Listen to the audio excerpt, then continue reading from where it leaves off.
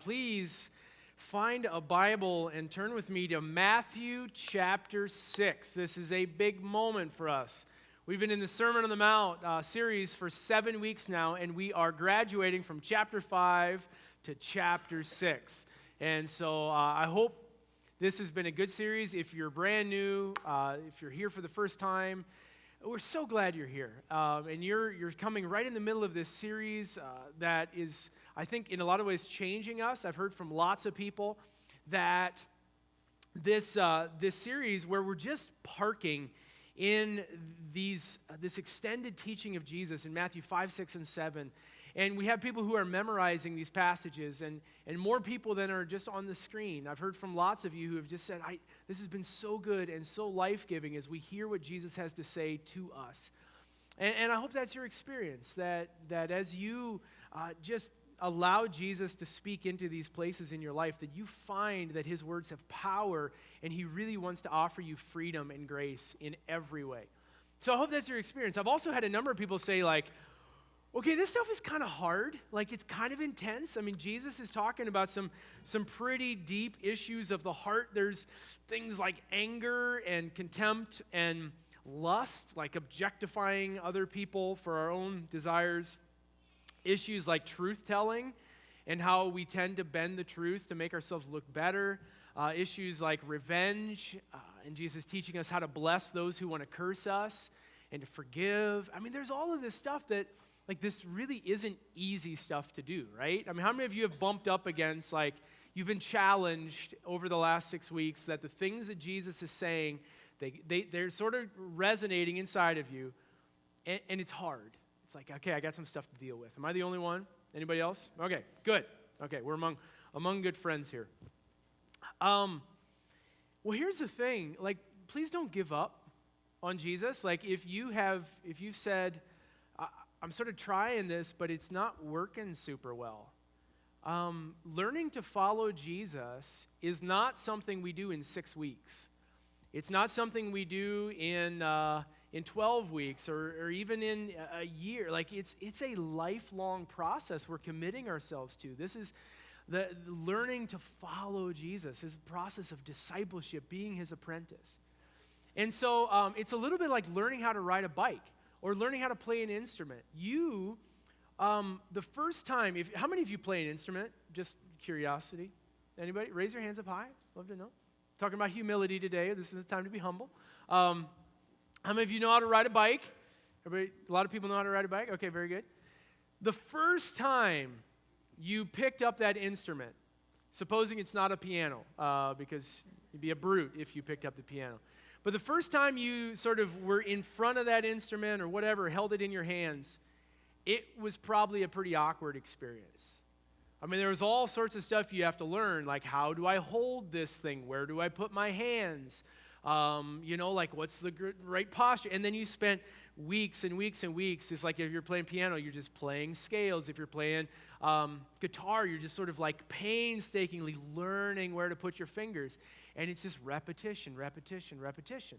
What happens over time, though, is that all of a sudden, you could put down that instrument. Some of you played in high school band, and you've got that tuba sort of locked away in the basement somewhere in a storage space, and you could go back to this afternoon and you could open the case and pick this thing out, and you could, in a couple of minutes, you could play some of those old songs, right? Because here's the deal.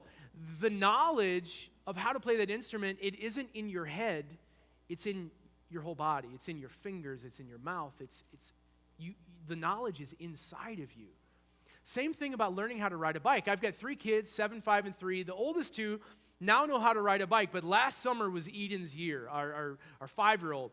This is her summer to learn how to ride a bike. And think about when you learned how to ride a bike or you taught somebody else, how complex it is.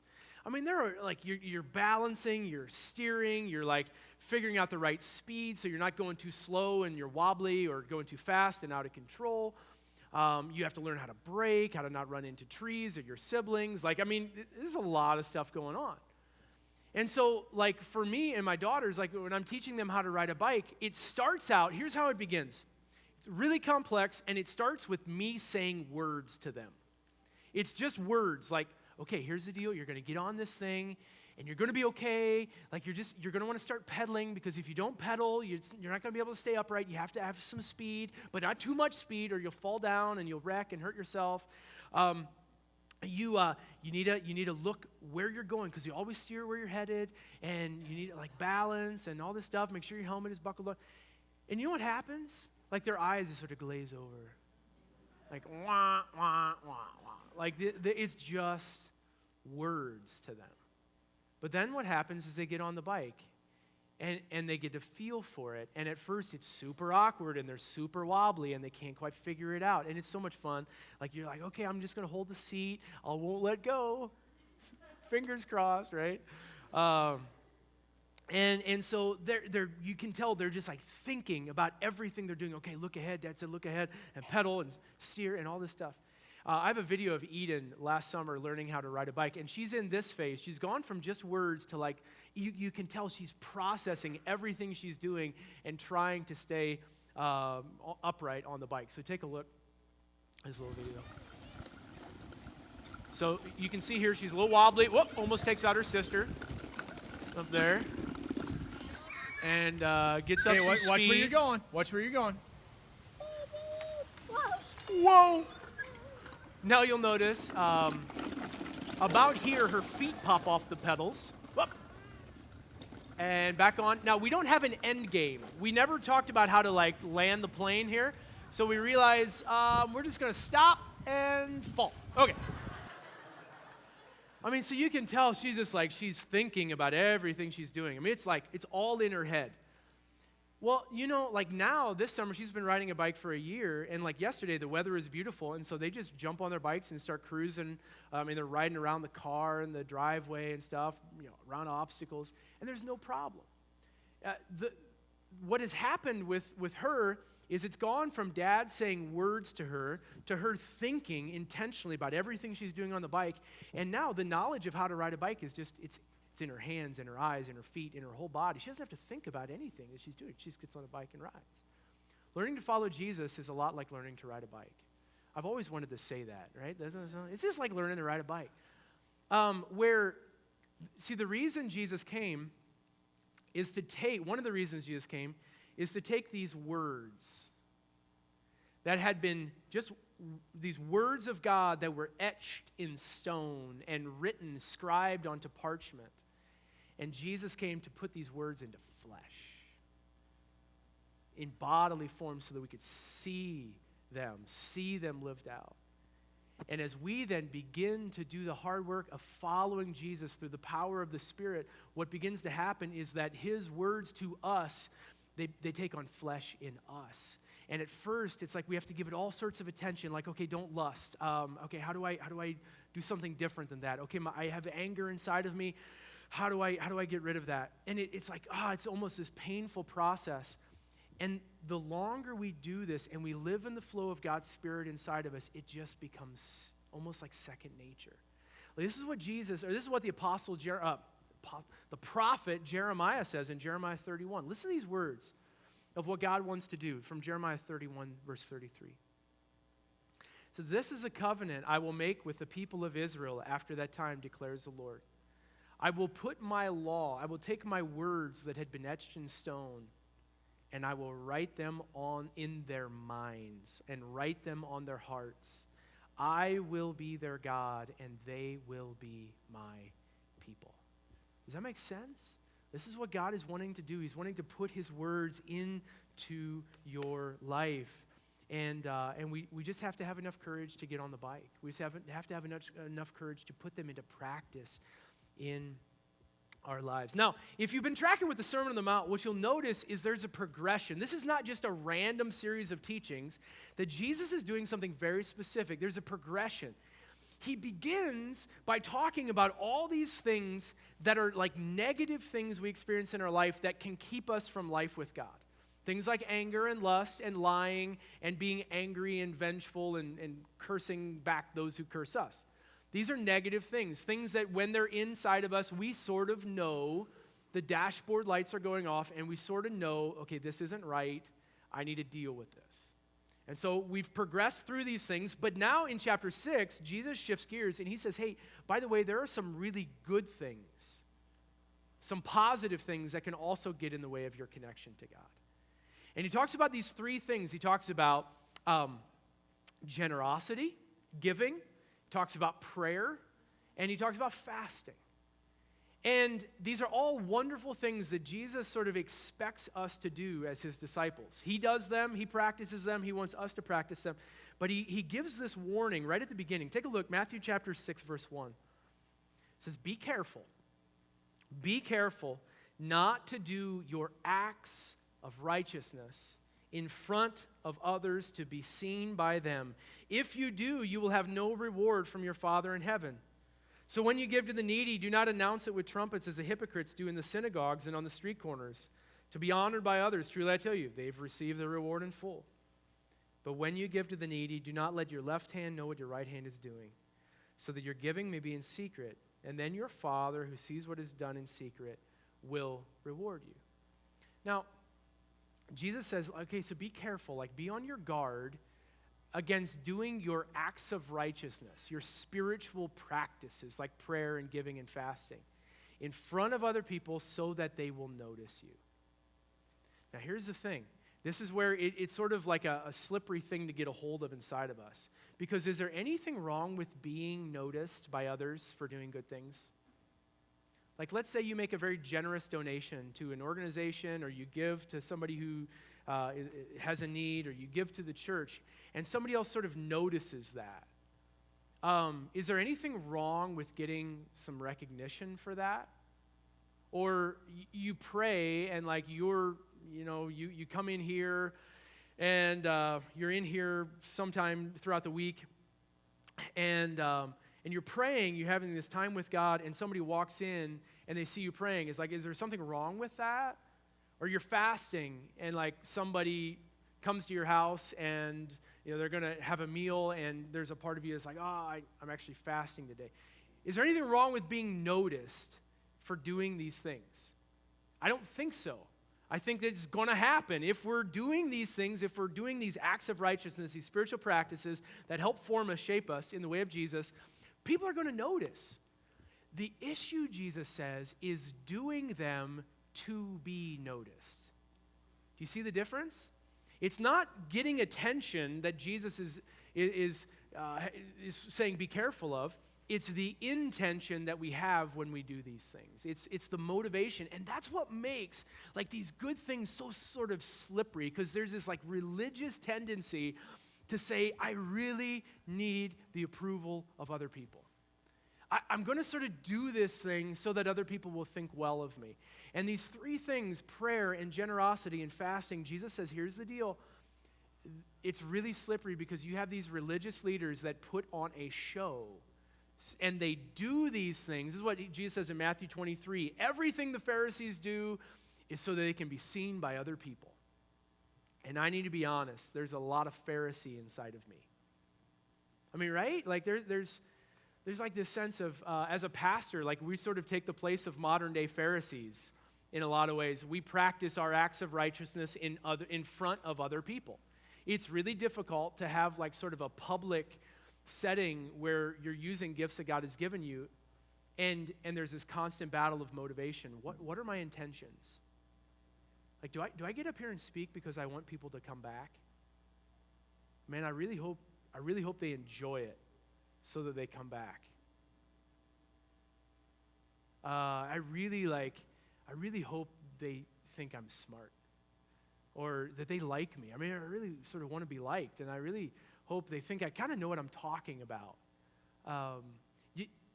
There are these intentions that are kind of murky inside of me. And here's what Jesus says, be careful, because this idea of kind of pride, it piggybacks on top of these really good things. When you are in the center of what God has called you to do, there is this sense where Satan tries to co-opt those good things and to bring this sense of pride where you are now performing for other people. And that's why Jesus uses the word hypocrite. In all three of these instances, Jesus says, okay, don't be like hypocrites. Don't be like hypocrites. Don't be like hypocrites.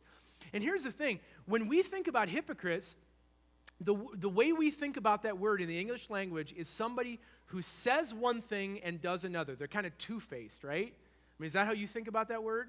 You kind of say one thing, or you talk out of both sides of your mouth, say one thing and do another. Well, in Jesus' day, the word hypocrite had a very specific meaning. It was a theatrical term, somebody who wore a mask in a play to present themselves in a way other than they actually were, to sort of put on a show and a facade. I love having a children's pastor who just, hey, Sherry, could I get a mask? Yeah, I got like a dozen of them. I've got one of these really frilly ones, but I decided to go with this one instead. So this is what Jesus is talking about. Don't be like hypocrites.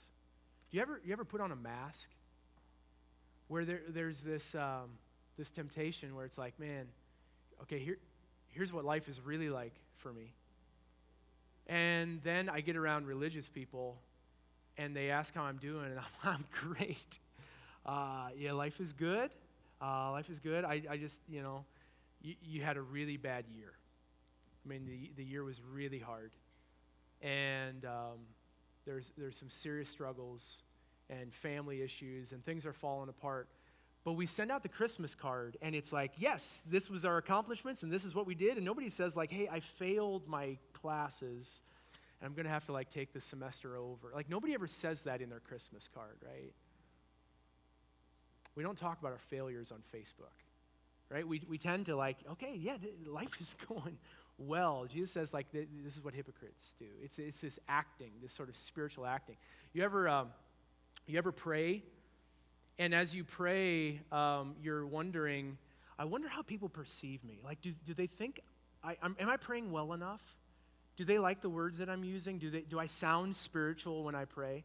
Have you ever gone out to dinner, and it's like maybe you don't pray at home over your mealtime? Like maybe you just don't do that. You don't pray at home in private, but then you go to a meal, and there's somebody else from church or somebody else goes to church, and so you're like, the meal comes, you're like, oh, we should pray. Okay, let's just sort of bow our heads and say a prayer. Or you're sitting at a table, you're going to dinner with somebody else, and you realize like the food comes, and they bow to pray, and so you just sort of bow to pray as well, and you're like, 1, 2, 3, 4. Okay, I don't want to pray longer than I should, but I also don't want to just pray super short so they think I'm not very spiritual.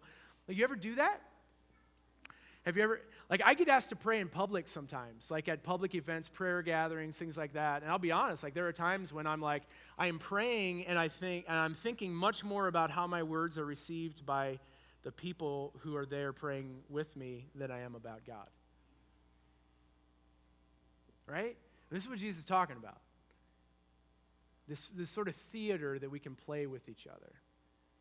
And the issue that Jesus is saying is like, this is not a healthy way to live. This is not the kind of life I want for you, where you have to act, where you have to perform. Because you see, the thing with a performance is you're only as good as your next performance. You need the approval of other people. You need them to think well of you. You need them to say nice things about you. Because if you don't, you're crushed. See, I think Jesus, his words are so powerful here. This is what he wants to set us free from, even these good things that sort of can become twisted and can keep us from the life with God. Giving. You know, the most generous people I know, you know why they give? It's not to get a tax write-off. Right? They would give if they got a tax exemption or not. They never ask that question, hey, will I get an exemption for this? The most generous people I know, they don't give to have their names put on buildings. Maybe they have their names put on buildings. They don't give to have their names sort of written on little stones or blocks of wall, even though sometimes that happens. But the intention isn't that. It's like these people who are the most generous people I know, they don't like say, hey, look at me, I'm riding a bike. This is awesome. Because it's just the most normal thing to do, right? They give because God is extravagantly generous. That God has given, they understand that everything they have in their lives is a gift that was first received, and they just simply get to participate with God and pass it on to others. I love that, don't you? Like that giving just becomes this natural outflow of God has given me so many things. God has given me, he has sent his son. God made him who had no sin to become sin for me, for us, so that we might become the righteousness of God. That's how generous God is. That Jesus actually has entered into our pain and our anxiety and our suffering and our questions and our worries, and he has come to set us free from all of that. He actually gave his life to set us free so that we could be in a life-giving connection with the Father. That is how extravagantly generous God is. And so the reason we give, it isn't so that we can be recognized. It isn't so that we can give like generous giver of the month parking spot. Do you think we should do that? I was actually thinking, like, wouldn't it be kind of funny if we had like the humble servant of the month parking spot? Like, we just want to recognize you for your humility. And never mind, I think it's funny. We'll see what happens with that. But people who are just generous, the most generous people I know, they just give because it's the most natural thing to do. They've been walking with Jesus. People who pray, the Pharisees, what they would do is they would be walking. A good Jew would pray 3 times a day, morning, noon, and in the evening.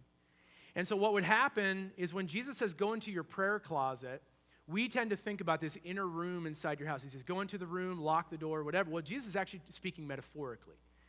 A Jewish person would have taken their prayer closet with them everywhere they went. They had this prayer shawl. Have you seen these? That is sort of like hung over their shoulders and had these long tassels on them that reminded them of God's commands. And so you're wearing this sort of prayer shawl. Well, okay, it's 9 o'clock. It's time for morning prayer. And so what they would do, no matter where they were, they would stop and they would pull their sort of prayer shawl up over their heads and go into what they called their prayer closet. And they have this private space where they just get to talk to God in the middle of wherever they are. Isn't that a beautiful thing? And so this is a Jewish practice. This is what Jesus is talking about. When you pray, go into this secret place, close the door. But now what the Pharisees were doing is, okay, it's like 8:58. It's almost time for morning prayers. Let me make sure I go into the most public intersection so that I can stay here and pray, and I can pray in this loud, eloquent voice, and everybody knows how righteous I am. And look, I'm still praying at 10 o'clock. Look how spiritual that guy is, or that lady, whatever. So Jesus he's exposing sort of these hidden motives, or even not so hidden motives. And he's saying, here's the thing, just simply commune with your Father in heaven. Just pray, talk to God. This is your lifeline to God. And he does the same thing about fasting. The Pharisees, what they would do on days when they were fasting, going without food. And is fasting a good thing? Yeah, it's a great, did Jesus fast? I mean, you remember in Luke chapter 4, when Jesus goes in the wilderness and he fasts for 40 days, Satan comes to him and tempts him. And Jesus resists the temptation. Jesus, in John 4, when Jesus is there with the woman at the well, he's having this amazing conversation that is changing her life and changing this whole Samaritan town. And he's hungry, right? He's been traveling all day and they're hungry, and the disciples go into town to buy food, and they come back, and they didn't know what this conversation was that he was having with the woman, and they say, Jesus, you need to eat some food. And what does Jesus say? I have food to eat that you know nothing about. My food is to do the will of the Father who sent me. That Jesus, he fasts, he practices this act of fasting. But what the Pharisees would do is when they were fasting, and most Pharisees would fast 2 days a week, Monday and Thursdays. And what they would do is they would put on like clothes that indicated they were mourning. Dark clothes, they would put ashes on their head. It was a symbol of humble repentance. You see it throughout the Old Testament, sackcloth and ashes. Are you familiar with that term? Well, so now you have the irony of putting on sackcloth and ashes, which are a symbol of humble repentance, so that people can see how humble and repentant you are. Do you see, like, the issue with this whole thing? And let's be honest, like, we can sort of get caught up in that same thing. Like, I want people to notice me, and to be sort of impressed with how spiritual I am. Like, we live in a day when our public appearance is everything. Like, we live in a day when, things are getting more and more superficial by the moment. Like, look at the top 10 most popular songs. And just, okay, read the lyrics if you're, over 18. Read them with your parents, whatever. What's the theme of the most popular songs in our country? Like, what's the theme? Right? Or, all these things. But, is there any substance or depth to a lot of these things? Like, no, it's like superficial. We live in a world where like we present ourselves on social media in ways that just, it's not really us. Like the mask is just sort of right there. Have you ever played the game Would You Rather? Like, would you rather will be one thing or another? Okay, there's a slide here. It says like, so would you rather be a coconut palm tree setting in the tropical sun, or would you rather be a hedge tree, right? Osage orange. Anybody, would you rather? We can move to each side of the room, okay? Most of us are like, palm tree, that sounds pretty good. What I find interesting is take a look at the next picture. This is the root system of each of these trees. You see the palm tree? They've got a problem in the wind, right? When the wind begins to blow, there are serious issues for the palm tree because it's super big and tall and beautiful, but has this tiny root system. And then you have a hedge tree, right? And these roots actually go deeper and more broad than what you see on the surface. This is the kind of life Jesus is asking us to live. It's not actually all that impressive. I mean, a hedge tree isn't all that impressive, but is it functional? Is it going to actually serve to break the wind on a Kansas day? And it's not going to be blown over because it is rooted deeply. This is the kind of life that Jesus is calling us to. And the issue of winning other people's approval, Jesus wants to set us free, and he does it by giving us a way out. Take a look just for a few moments at the Lord's Prayer. So powerful. In Matthew chapter 6, right in the middle of this whole passage about needing other people's approval, Jesus goes into this prayer, and it is so simple and so beautiful and so powerful. And this is how he begins. Our Father in heaven, hallowed be your name. Your kingdom come, your will be done on earth as it is in heaven. The Lord's Prayer begins with this affirmation that there is one on the center, on the throne at the center of the universe, and it's not us. That this is our Father's world. The difference that makes when I can say, I am not the center of the world. Other people's opinion about me is not the thing that ultimately matters. But I begin my prayer and I begin my connection to God by saying, God, it is your kingdom. It is your will. This is your world. You are the Father in heaven. And all of a sudden I take my eyes off of me and my needs and my situation, and I put them on God. And it frees us. See, humility, the antidote to this sort of pride we're talking about, humility is not thinking less of yourself. Humility is thinking of yourself less. Humility isn't just like sort of belittling yourself and thinking less of yourself and like downplaying your needs. Humility isn't like, that whole, like, don't let your left hand know what your right hand is doing. So somebody comes up to you and they say like, hey, was that you that like made that generous donation? And you have to lie about it. You have to say, no, because I don't want my left hand to know what my right hand is doing. Like, well, don't lie about it, right? Humility isn't like sort of making less of your contributions, making less of your gifts. Humility is thinking about yourself less often. It's making much of God and focusing on our Father in heaven. And only then, after the Lord's Prayer, like you talk about our Father, hallowed be your name, your kingdom come, your will be done on earth as it is in heaven, does then it shift to us. Give us our daily bread. Forgive us our sins. These are our needs. What would happen if we shifted from this need to be affirmed?